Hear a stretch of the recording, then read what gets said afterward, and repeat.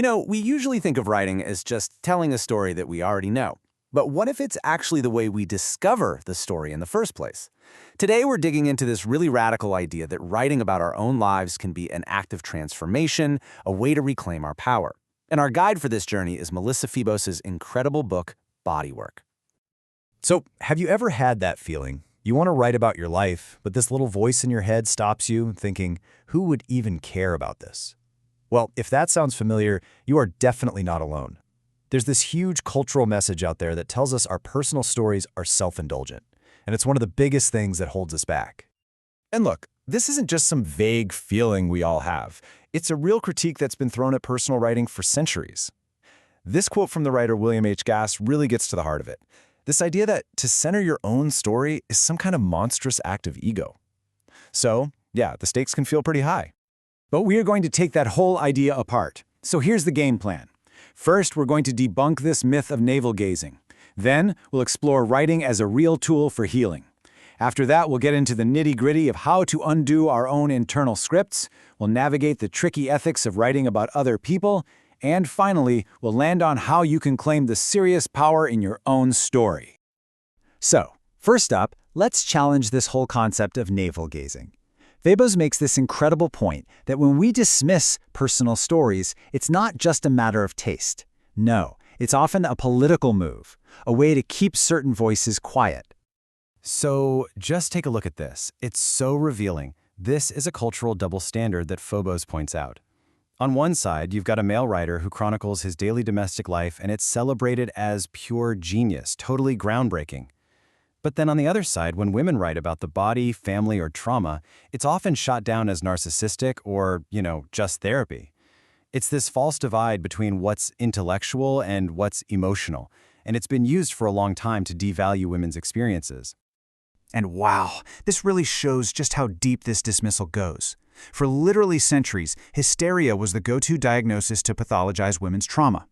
And get this, the word comes from the Greek for womb, because doctors literally thought their uteruses were just wandering around their bodies causing trouble.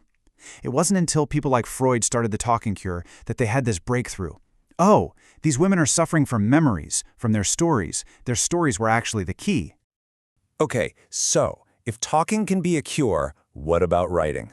This is where we get into something called narrative therapy. It's this amazing idea that we can literally rewrite the stories we tell ourselves to change our lives. So let's look at how writing isn't just some artsy thing, but a scientifically backed strategy for healing and for authoring our own lives. Okay, so check this out. This is the famous Pennebaker study on expressive writing. And the process? It's so simple. Just write about a past trauma. Really get into your deepest thoughts and feelings about it for only 15 minutes a day over 4 days in a row. But the results, they were just astounding. People who did this actually had stronger immune systems and went to the doctor less often. That tells us that putting our experiences into words has a real, tangible, physical benefit. And the thing is, the need for this kind of healing it's just so urgent, and it's everywhere. That number represents the percentage of bisexual women from one survey who've been raped, physically assaulted, or stalked. It's a really stark reminder that the traumas people are told to shut up about aren't small issues. They are massive societal crises. And this all leads to Febos' really powerful core argument. See, telling our stories isn't just personal therapy. It is a political act. When society pushes back against these stories, what it's really pushing back against is the social change that these truths demand. So by writing, you're not just healing yourself. You're part of a bigger movement. Your stories can actually help change the world.